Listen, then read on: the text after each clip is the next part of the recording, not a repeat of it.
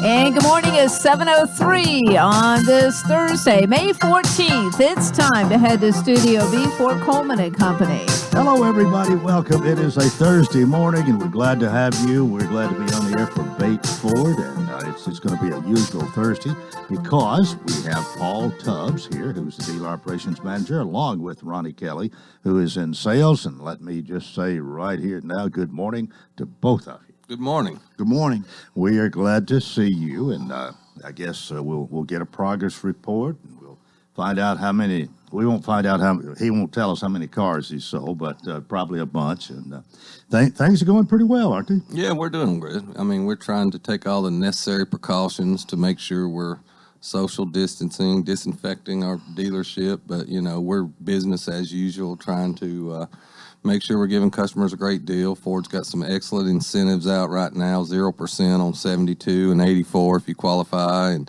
we've got some great used vehicles. We're really trying to make sure that we try to get every vehicle that we can through the shop and make sure they're roadworthy, because right now it's not the easiest time to purchase vehicles for our lot. The auctions and places like that haven't been very active. And the one down on in Mount Juliet, of course, got hit by the tornado, so that made it a little bit more. So, we are having an issue of being able to get enough vehicles. And I always say on here, if somebody's got a vehicle they want to sell, if they'll certainly bring it down there, even if they're not going to buy one from us. If they got a vehicle they just like to get rid of, we certainly put a number on it and try to buy it from you. Well, for sure, them cars don't eat, so you'll trade No, them. that's it.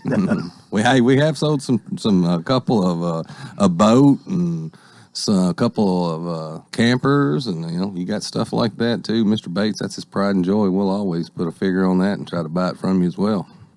Well, Ronnie, what do you want to tell us this morning? Well, I want to tell you, like Paul was saying, our used cars he's doing a good job of getting them in the shop and getting them fixed where we can get them on the lot and get them cleaned up and get them sold.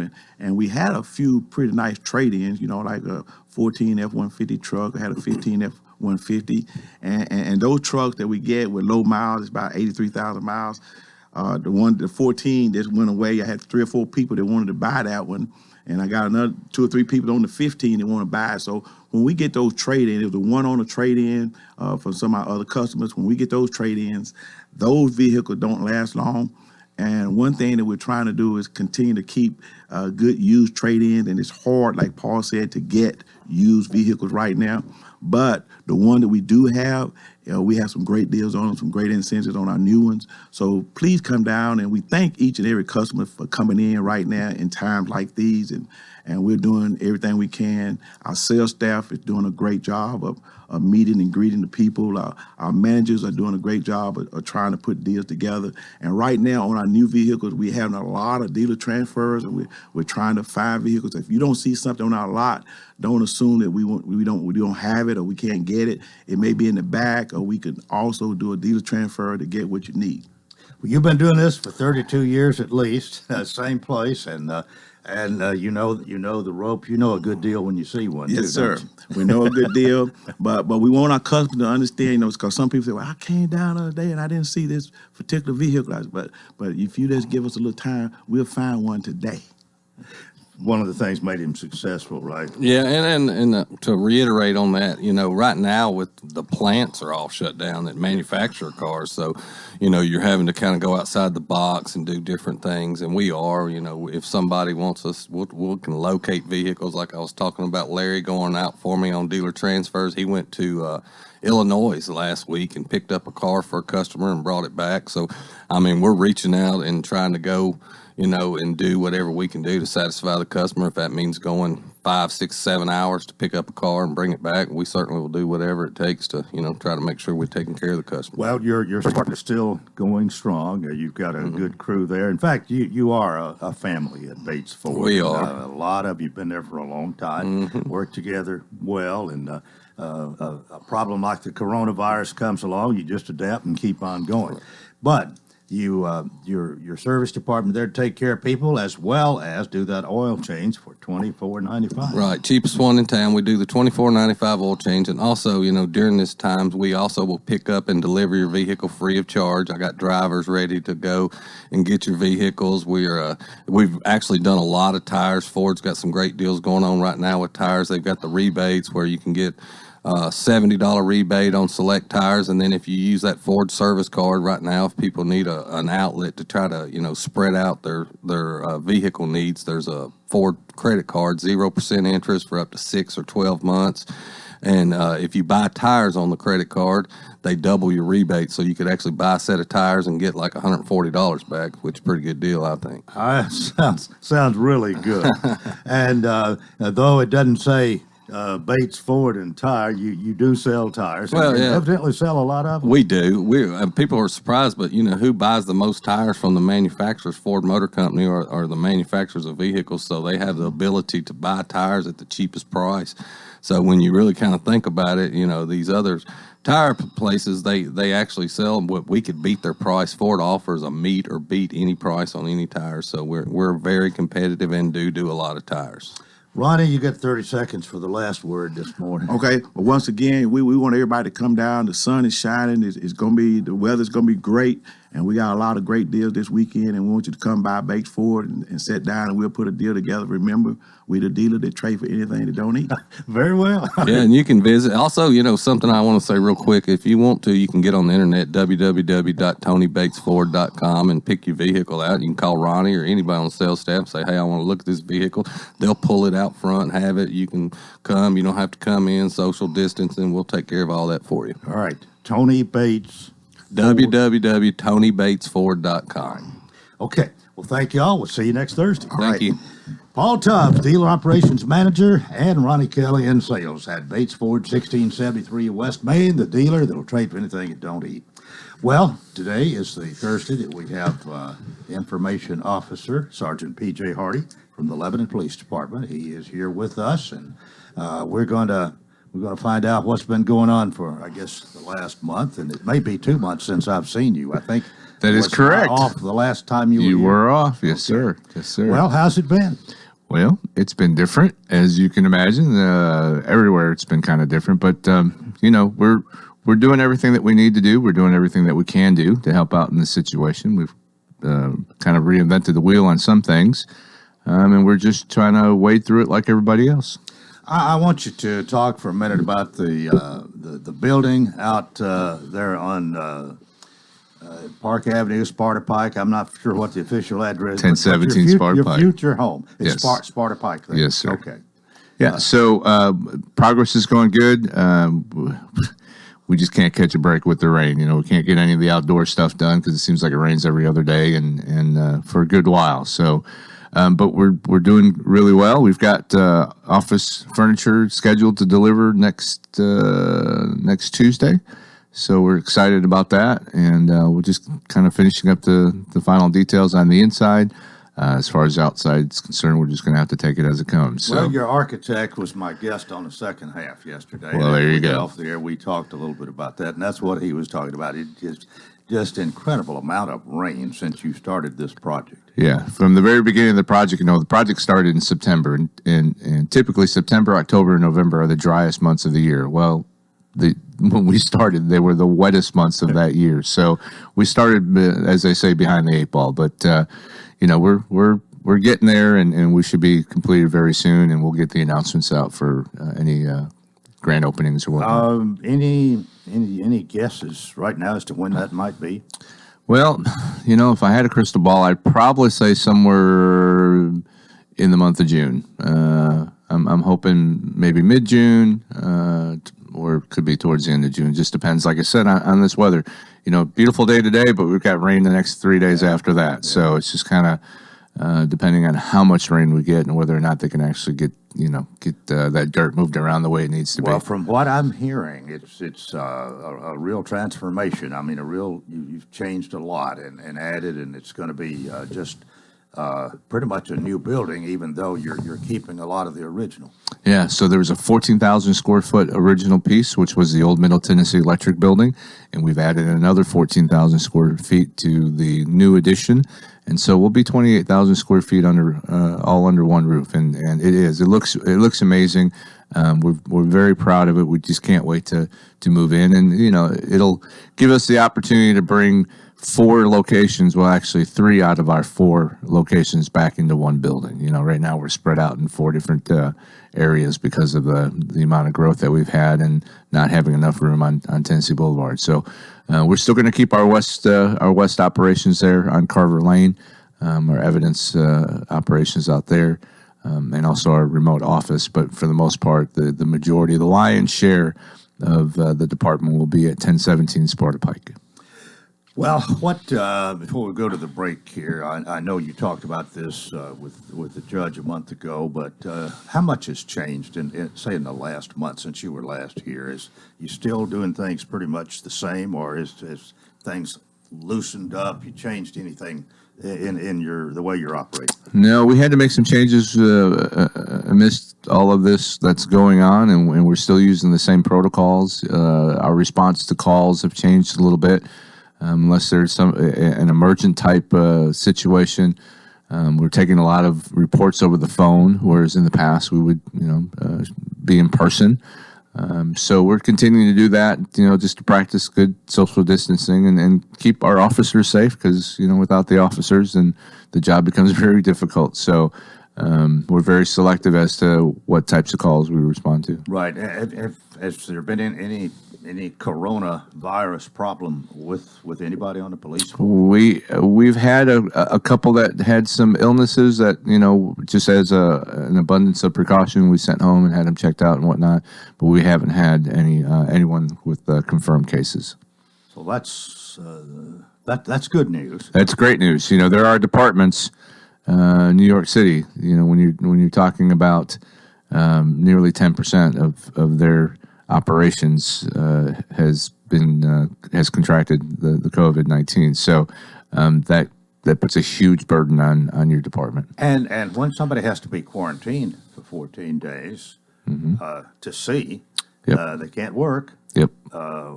At least if in most situations, again, some might could work from home, but I don't think a patrol officer could do much work at home. Yeah, it's very difficult to do that type of work at home, and they're quarantined for 14 days, and then if they are actually, if they have symptoms or they might be one of those that have respiratory issues or whatnot, so they could be out for even longer. So for us, we kind of looked at that, and if we had 2 or 3 officers out every single day, that would be a tough situation for us. Of course we do what we need to do. We pull from other shifts, and we might have to change the rotations a little bit or whatever, but it puts a big burden on it. So thankfully, so far, we've been able to stay safe, and we've been able to work off of our plan to make sure that we continue to stay safe, and it's working out. Right, and after all, the tornado and the wind damage, it was just enough to deal with. Yeah, it was just one after the other, absolutely, for sure.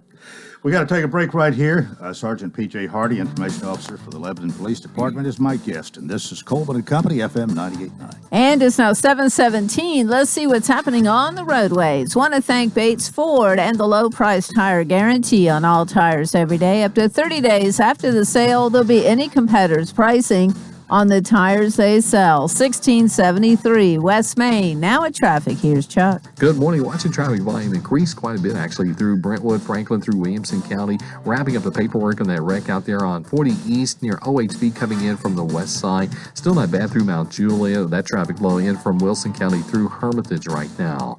Hey, Dr. Byron Bush, the only Republican candidate for U.S. Senate with a proven record for fighting for conservative values and against corruption. Log on to bushforsenate.com. I'm Commander Chuck. You're on time traffic.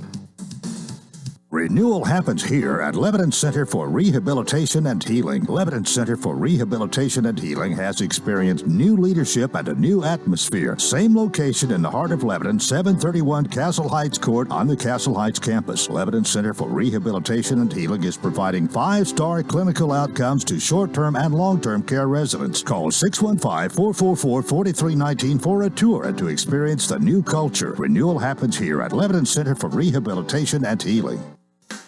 Everyone is busy, and you certainly have more to think about than insurance. THW Insurance understands. As an independent agent, THW offers coverage from select companies to make sure you have the right protection for your home, auto, and business. One of these fine companies is Westfield Insurance. Contact us today so you can get back to what really matters, you and your family. Call THW Insurance at 615-443-3849.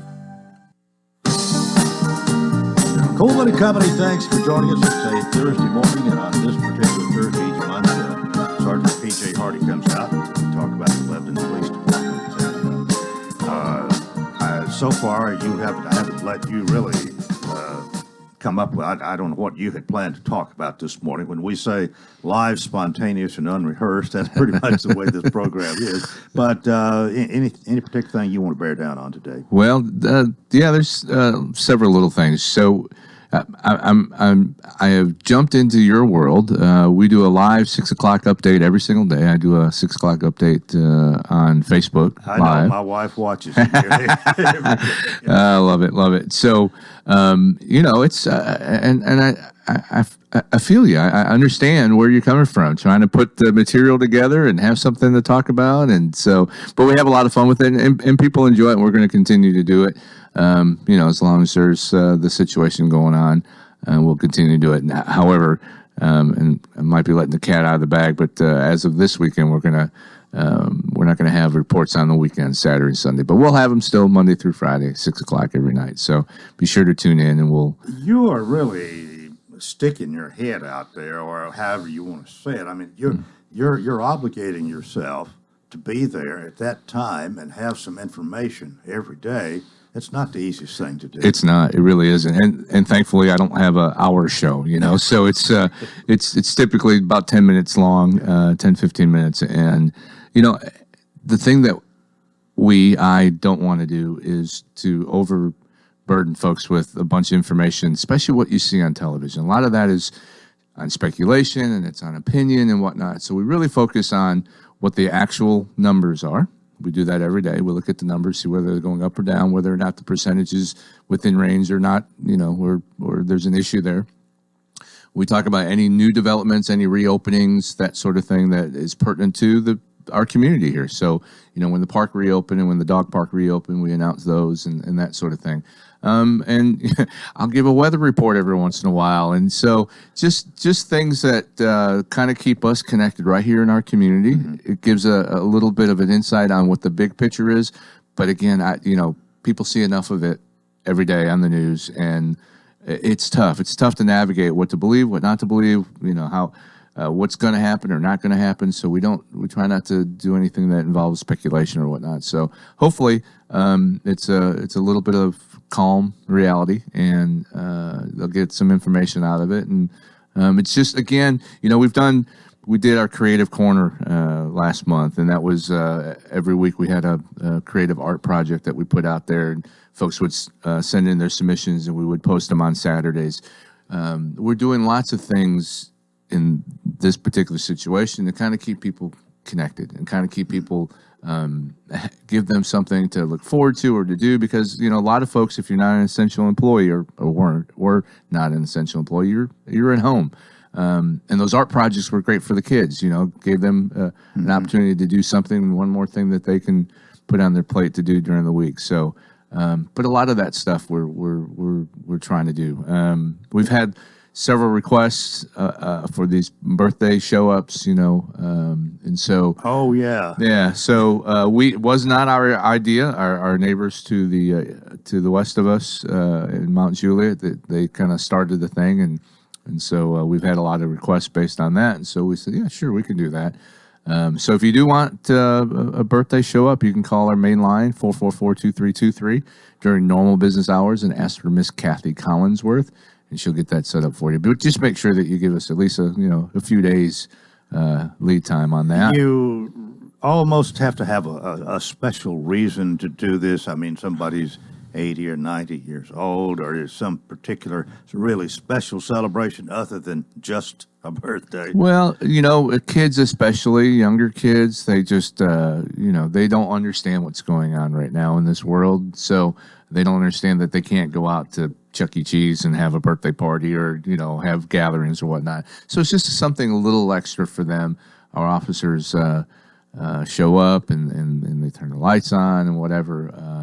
And we have little giveaways for them and still practicing social distancing. The one thing that we get requests for all the time is, hey, can you be part of our parade? Because a lot of folks are having these parades for birthdays and different things.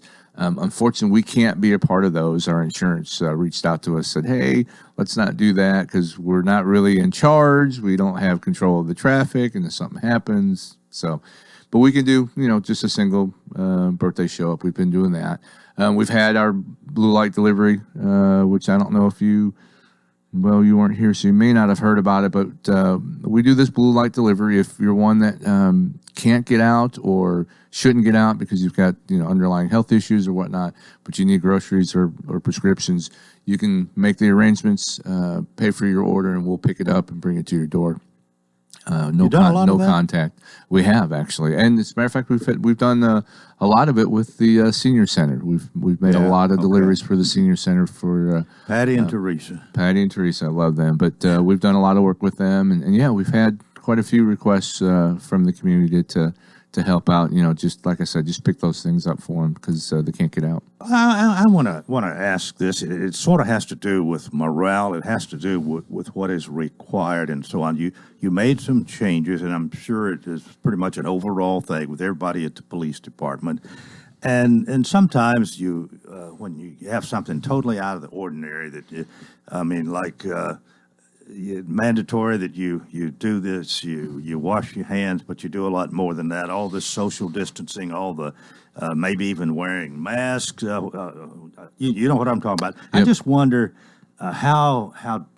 If somebody's job's on the line, they either do it or hit the door. And I think you're more diplomatic than that. But I just wondered how the approach has been, and there's some adjustment when you have to go through some of this. It's over and above the ordinary.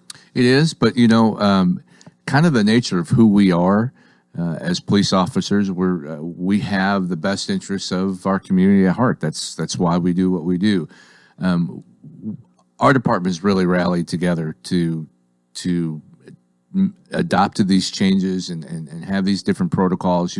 For us as police officers, we're doing things a lot differently.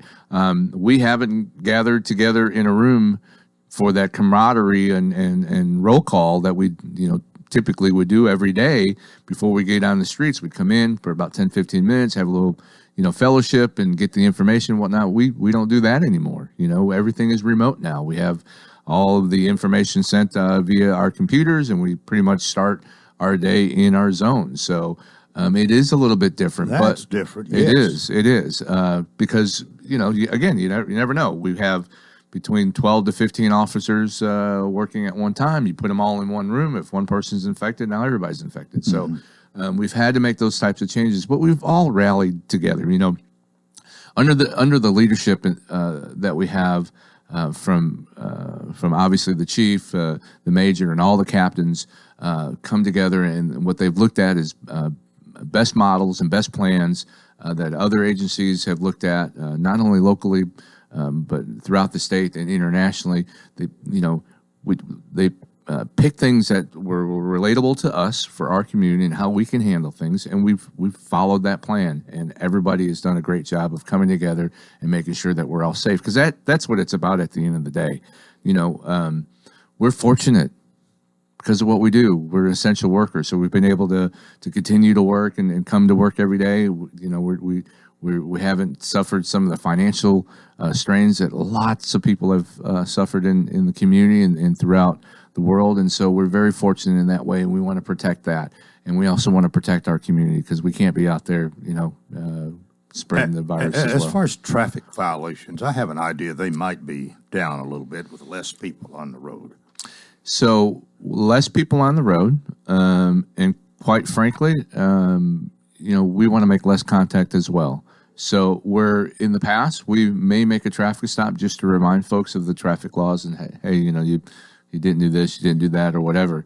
We're it's not to say we're absent. We're out there, and so if you're not following those rules, and especially if you're endangering yourself or others, we will be there.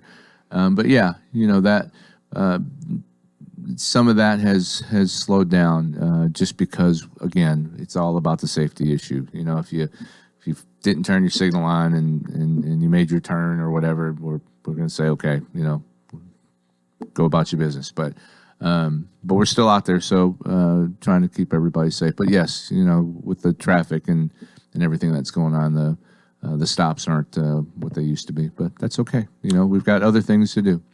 Burglaries, break-ins. So I mentioned this the other night.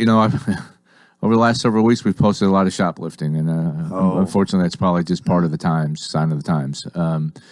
Sign of the times, but I think more so people are taking advantage of the situation, and a lot of these shoplifting incidences are happening at your big box stores. So with all the commotion of this and that's going on, there are those that will take advantage of that and try to sneak under the radar and not purchase things and so forth. Especially our home improvement stores have been have a lot of situations. So, but it is just kind of the sign of the times. Well, we've come to the end of our time here, but here we are almost to the middle of May, and it looks like it is going to be springtime starting today. Well, maybe. Well, yeah, spring if you're talking about rain, we're going to have plenty of it in the next 3 days. But we're super excited, like I said, for our new home, and we just want to make sure that everybody stays safe. Well, thanks for being with us today. Hopefully, we'll see you in June at the same time, and we'll find out what's going on then. Sounds good. Thank you, Coleman. Thank you. That is Sergeant P.J. Hardy, Information Officer for the Lebanon Police Department and Part 1 of Coleman & Company. We hope you'll keep it here for more FM 98.9. And it's now 7:29. Let's see what's happening on the roadways. Want to thank Absolute Kubota and Rental Exmark. Large inventory of Exmark mowers for homeowners and commercial users. The number one selling brand, bought 2-to-1 over any other commercial mower brand. 1325 West Main. Now at traffic, here's Chuck. Good morning. Watching traffic volume increase quite a bit actually through Brentwood, Franklin, through Williamson County. Wrapping up the paperwork on that wreck out there on 40 East near OHB coming in from the west side. Still not bad through Mount Juliet. That traffic flow in from Wilson County through Hermitage right now. Hey, Dr. Byron Bush, the only Republican candidate for U.S. Senate with a proven record for fighting for conservative values and against corruption. Log on to bushforsenate.com. I'm Commander Chuck. You're on time traffic.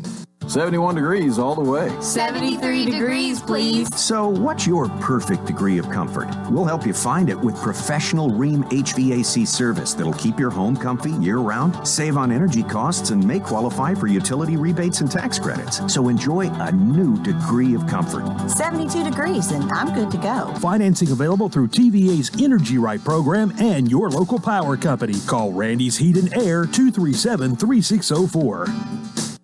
With churches not being able to gather, we wanted to make sure our audience is aware of our regular Sunday morning programming. We call it God's Country. Starting at 7 to 7:15, it's Southern Gospel and Positive Country Music. Then at 7:15 to 7:30, Old Path Missionary Baptist with Brother Jason Wheely. From 7:30 to 8, it's The Gospel Show, hosted by Miss Dean. 8 o'clock, it's College Hills Church with Minister Wilson McCoy. At 8:30 to 9, it's Word of God broadcast by Ronnie Briley. From 9 to 9:30, Hillcrest Baptist Church with Pastor John Ferguson. From 9:30 to 10:30, it's Call on God Today, hosted by Brother Kenneth Bowen. At 10:30, it's another message from College Hills Church. From 11 to 11:30, Maple Hill Church with Minister Rob Long. And from 11:30 to noon, it's Southern Gospel and Positive Country Music. Join us each Sunday on WANT or WCOR or online at WANTFM.com. Today we'll have a mix of sun and clouds. We'll also have a slight chance of rain. Highs today will top out in the low 80s. For your Friday, skies will be partly cloudy with highs climbing into the mid-80s. Scattered showers and storms do continue throughout the weekend as well. This weather forecast is brought to you by Walker Auction and Realty. Professional auction and real estate services. Get top dollar for your home, land, or personal property. Log on to MikeWalkerAuctions.com. They know auctions. That's a look at your forecast. I'm meteorologist TJ Scott. Coleman & Company, welcome to Part 2. It is a Thursday morning. Heather Sadler's on the phone to talk about the Pavilion Senior Living. Heather, good morning to you. Good morning. Oh, it's good to hear your voice again. To be honest, we missed you last week, and I talked a little bit about you, but it's not like having you with us. Well, I hope it was all good things that you were saying. Oh, you know we're going to say good when you're paying for it. Ah, that's good. That's right. But I don't know anything bad to say either. I brag about you being the marketing director, which you've been ever since you've been coming out here, and I think doing a fine job, and it shows for itself there because you opened up in August, a year and a half ago, or is it 2.5? It's 2.5. 2.5 years ago. But in no time, you were about full, and then you've added the addition, and you about filled it up, too. So you must be doing something right. Well, I think our staff's doing something right, and the community is what people are looking for. It's a nice community. Our staff are kind and good at their jobs, and, it's a product that it's needed in Wilson County. So I appreciate all the kind words, and my staff is behind me is probably stronger than I am. So, well, you got any particular news or update for us this morning?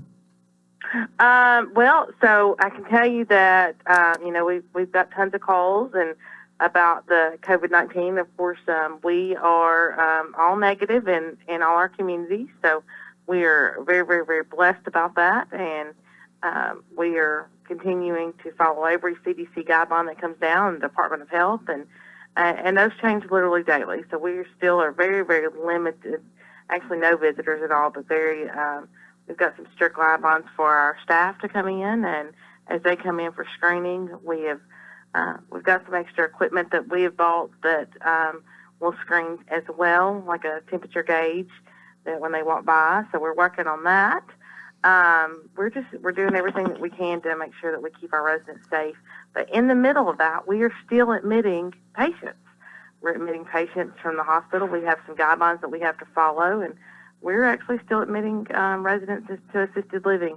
Even amidst COVID, the need for what we have it still goes on. So, we're in the middle of that. We get that question an awful lot. Are you still admitting? We are. We're just doing it with a little bit different. We've made all of our admission paperwork online so we can digitally sign everything, and our staff will be moving furniture as much as if people need us to do that. That's what we're doing. So it just looks a little different, but we're still open for business. Well, one of the good things you were telling me before we went on the air here, you haven't had anybody to be diagnosed with the coronavirus, and that's certainly good news. That is good news, and we're not. We have to make sure we have certain COVID testing before we let people come in. So we're looking at that. Our building is we've chosen not to equip a floor or anything for COVID. There are some nursing homes that have, and kudos to them. We just didn't have the space to do that because we were so full. We're negative, and the state of Tennessee is testing every resident and staff member, and that's coming down the pike for us next. Well, you're talking about admitting people. One of the things you mentioned a time or two recently was respite care. If somebody wants to come and spend a time, not be a regular resident, so to speak, but spend a little time there so that somebody else can rest up. You still doing that? Well, you're still doing that. So if somebody has a vacation coming up or a work trip and they're taking care of a loved one, especially during all this, a respite is just a short-term visit. We have a suite already made up for it, so they just come in for a short time, and we get to love on them while you're out of town or you're busy doing something else, or you need a break. We'll be glad to help with that. Well, we might tell everybody, we try to remind everybody each week that you can find more information at thepavilionseniorliving.com. And, of course, you can always call Heather, 615-444-5556. But your location, sometimes we wait till the end to even mention this, but we have a unique way of describing where you are. North of Vanderbilt Wilson County Hospital. If you're going to the emergency room, instead of taking a left there, you go one more block and take a left, and we'll find the pavilion down there on the right. Now, that's a roundabout way to get there, but it's north of the hospital here. That's right. You follow all the emergency room signs, and keep going past that, and you'll find us right there. Before we let you go this morning. I don't think so. I think we're in good shape, and I'll do it again next Thursday. All right. Well, thank you so much for being with us this morning, and have a good one, okay? You too. Bye-bye. Heather Sadler, Marketing Director for the Pavilion Senior Living here in Lebanon at 1409 Medical Center Drive. We are 21 and a half before the hour, and on part two this morning of Coleman and Company, we want to introduce our guest, and this is a paid political program paid for by Brandon Beller, who is a candidate for judge. The district is a 5-county judgeship, and he's been here before, but we welcome him back. Brandon Beller, good morning. Thank you, Coleman. Glad to be here. Well, we're glad to have you. Just to tell everybody how prompt you are or whatever, when I walked in the door this morning, you were sitting there waiting. And I said, "You're early," and you said, "I'm early everywhere I go." And that's true. I mean, a true story. It's a true story. It's a habit. I just when you have to be at places at 9 o'clock and 1 o'clock for court, you develop a sense of timeliness, certainly before the judge arrives. All right, I think I ought to clarify this a little bit. I think we're calling this circuit judge. Correct, circuit court judge for the 15th Judicial District. And there's been times it's been referred to maybe as criminal judge, but it's not strictly a criminal docket that this judge is going to oversee, as I understand it. That's correct. This is the unexpired term of Judge John Wooten Jr., and for lack of a better description, it's somewhat of a hybrid. It carries with it both civil matters and criminal matters. Mm-hmm. So you've got two separate bodies of law that this court will have to deal with and address. Well, you were here before, and coming again, I'm sure we'll have you some more. But this morning, is there any? I'm wondering with all that's going on. We talked, and I'll be honest, I get tired of even watching the television news when it seems like the COVID-19 coronavirus is the only thing you can. It is the big thing, but it's had to have an effect even on your campaign, I would think. Oh, absolutely. But yeah, I think it's affected everyone. I mean, the campaign is what it is, but you adjust to the situation, the circumstances. I think a good friend of mine said, "Well, this is our new normal now." So, well, hopefully it's not our new normal. Hopefully things will get back to a good condition. Right now, we've got some adversity for all of us, and all of us together have to work through it. Well, of course, you're on the ballot. It's the August. Was it August 2nd? August 6th. August 6th. Yes, okay, it's always the first Thursday in August, and this election involves the 5-county district, Wilson being one of them, along with Smith, Trousdale, Macon, and Jackson. And you're seeking this circuit court judge seat. We talked about it before when you were here, but maybe you'd like to tell people a little bit about you again, those who didn't hear it before or need to be reminded again. You've had a career as an attorney and so on. Tell us about it. Yes, sir. Well, first of all, I'm a Smith County native.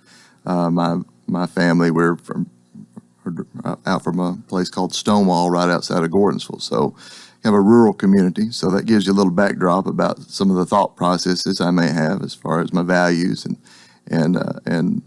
just growing up in this region.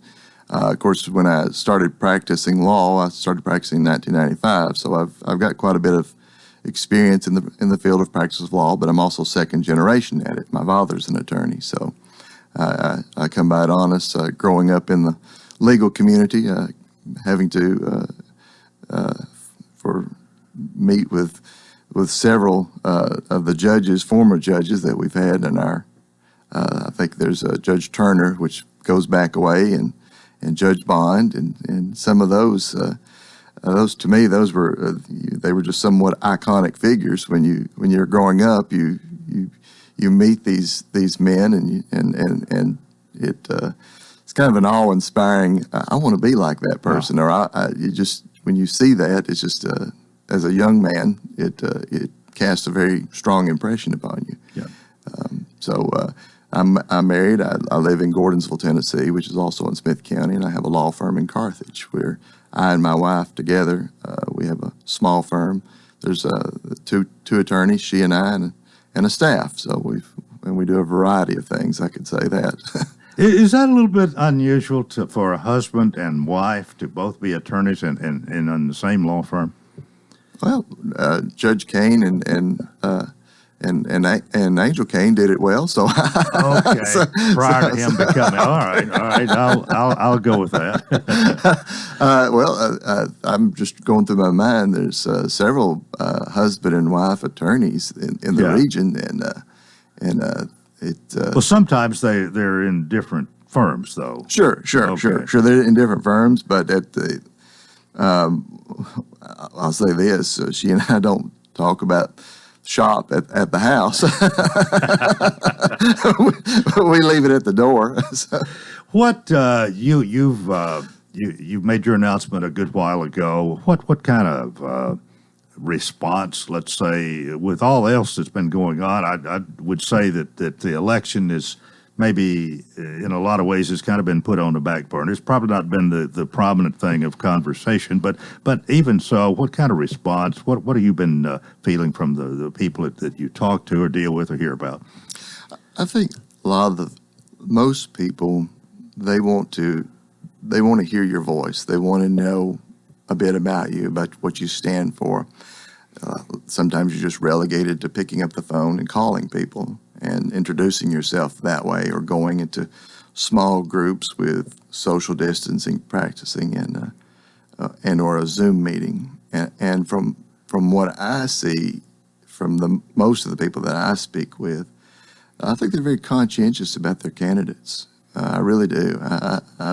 I've been amazed as I've gone along how knowledgeable the people in the 15th Judicial District are about the judiciary. Mm-hmm. Of course, I think everybody knows Judge Wooten. I mean, he's been on the bench since 1998, and so when you give everyone a reference point, what you're doing. So this is Judge Wooten's seat that I'm vying for. Mm-hmm. At that point, you have a conversational point. You have a common ground that you can work from and speak with people about what your thought processes are with what I would expect to do as a judge for the people.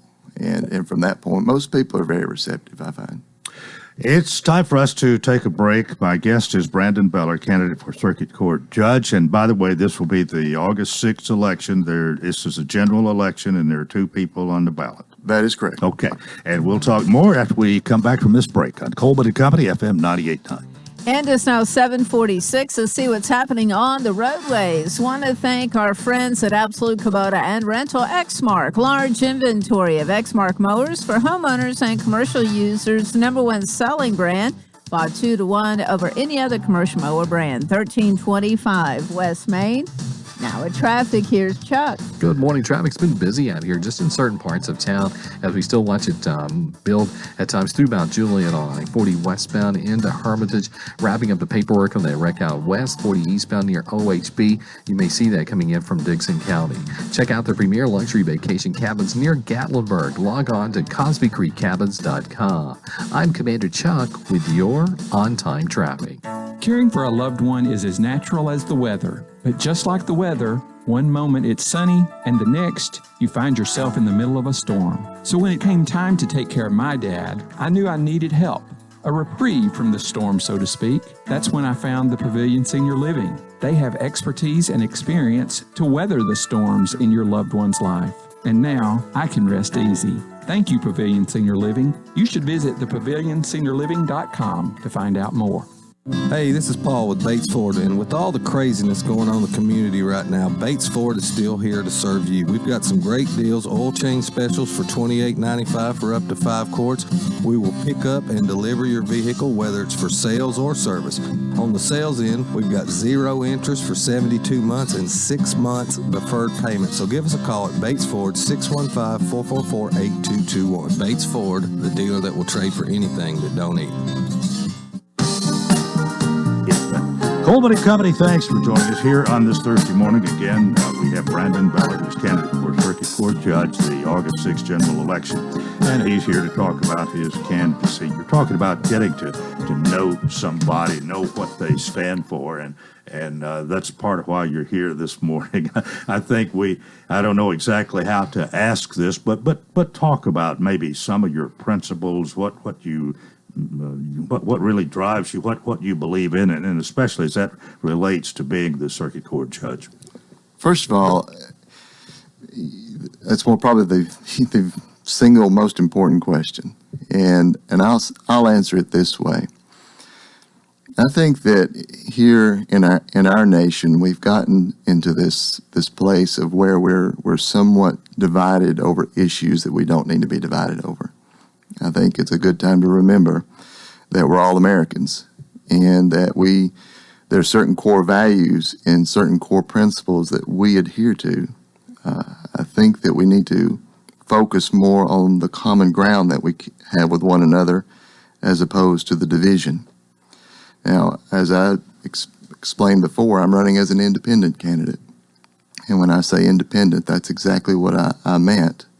We are the judiciary is an independent branch of government.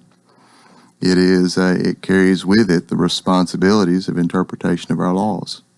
Those laws that are established, enacted by our legislature, and the policies that are carried forth by our executive branch. The judiciary needs to be free from the external influences that we would have. A judge it can be a very lonely role, and it's supposed to be a lonely role because you want the judge to be free to carry forth the law, to be fair and impartial with everyone that comes into a courtroom.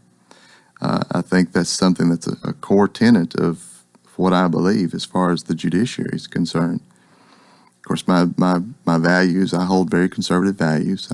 My upbringing, the cultural aspects, I go back to some of the things my mother taught me. She always used to say things like, if you can't say something nice about someone, don't say anything at all. and that's a challenge sometimes as in this day and age. Everybody likes to express themselves, their opinions. But now, in a courtroom, an opinion it's a legal opinion. It's a legal decision. It's an opinion, but it's a judge's decision.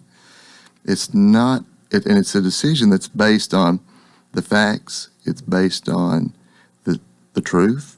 And it's based on carrying forth the law to execute on what that judge just heard or saw, and to apply that fairly. And that means that judge has to be free from bias when they execute that decision. Let's talk a little bit about your experience. And if you don't mind, how old are you? I'm 50. Okay, 50 years old. You've had a number of years to prepare to be judge, if you want to look at it like that. Now, you didn't ask me what the miles were on the 50. You can buy a car that's a 2014 model, but you better check that mileage. Well, all right, how about the mileage? A lot of miles. You don't have enough time today for that. Well, but you have you've experienced a number of with the years at 50, and you've been doing this for what, at least 25, almost. August 1st, it should be 25 years. Right. So half of your life, just about, has been spent as an attorney in a courtroom, and there's been a lot of different experiences that you've had over that period of time. Probably a lot of judges that you have worked in the court with. So the experience is what I'm looking at here. Absolutely, and I have had a lot of experience. I've like I said, I go back to Judge Bond, and that's how far back. And then there was Judge Durham, and then there was Judge Kane. So I've practiced in three of your criminal court judges. And then there was, when I started out, Judge Bobby Capers was on the bench, and then Judge Clara Bird. I've practiced in front of them, and then this new seat that was created with Judge Wooten, and he's always had that seat. Now, these are the judges I've practiced in front of him in circuit court in the 15th Judicial District. Mm-hmm. But that doesn't include the judges in the 13th Judicial District, when you've got Judge Maddox, Judge Turnbull, you've got Judge Wesley Bray, Judge Jonathan Young, Judge McKenzie, Judge Patterson. these are all circuit court judges, and Judge Dozier in Davidson County, Judge Blackburn. These are all judges that I've stood in front of and I've not tried a jury trial in every one of them, in front of each one of these judges, but I have in the 15th and 13th Judicial District, in most of those judges. I've had multiple jury trial experience under my belt in circuit court, both in criminal cases and civil cases, and just a wide array of that. Now, that's just dealing with the trial court level. But then I also have the experience in practicing in front of the Court of Criminal Appeals and the Court of Appeals in the state of Tennessee. That's just the next tier up. That's the next level. So if there's a decision that is rendered for you or against you, either party may appeal that and argue that at that level. And I've been very successful there, and I've had some cases that were not successful there, both ways. But even of course, I've also been in front of the Tennessee Supreme Court twice. One matter, a criminal matter, one matter, a civil matter. And that's a very unique experience, because from what I am told, the percentages of the cases that they take is very low. I think it's less than 18% of the cases that come through the Court of Criminal Appeals and Court of Appeals that they decide that they'll take. And most of those cases have a very weighty, they're very important for the public, those decisions. That's one of the reasons they take those cases. Well, you mentioned you were conservative in your thinking, in your rearing, and all of this. The law is the law, and the judge is supposed to follow the law. Correct. And that's a lot of times. I think if people mention the word conservative, that kind of it means following the law. Well, it is, but I mean, when I say that, we're all from the southeast quadrant of the United States. Yep. We love college football on Saturday. We like NASCAR. We all, of course, when I grew up, a little different world. You know, when I graduated high school, everyone drove a pickup truck, and there was a firearm that was a high-powered rifle in a gun rack behind the. But that's just a different world then. Mm-hmm. Now we understand that there are things that doesn't exist anymore, but it does shape the way you think. It does shape the way that you go through life, and you want. When I say conservative values, there's a certain level of character and discipline that when I say that, I think of hard work. I think of good habits. I think of overcoming adversity. I think of getting the job done. I think of family. I think of home. I think of hearth. I think of church on Sunday morning. I think of all those good things, those lessons that we learn, things like what I shared with you, what my mother taught me.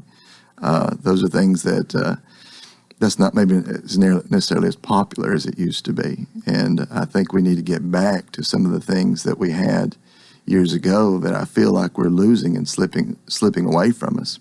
We have such a fast-paced society now. Everything is if you want it, it's at your fingertips. The internet, the drive-through, Amazon. Sure, those are conveniences, but at the same time, there's a thought process that we may be losing a little bit of our character as a culture.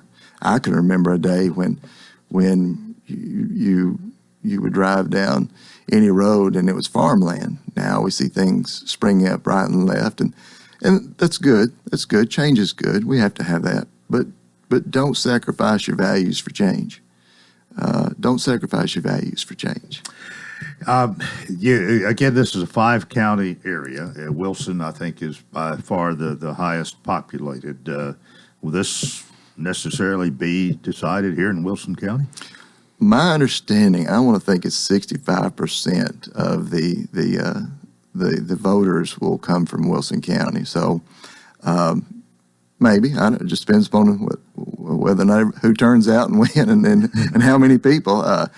They always taught us. They said, well, they said Wilson County can win an election, but they said that don't discount the rural counties as well. So there's a balance there, and And it's a great thought process because, I've talked to so many people. It's upwards in the thousands now. It seems like, of course, I'm from a rural community in Stonewall, but I'm finding that as I speak with people from Mount Juliet or from Lebanon or Watertown, or whether I go to Hartsville or Lafayette, Red Boiling Springs or Gainesboro, it's amazing how we are all tied together.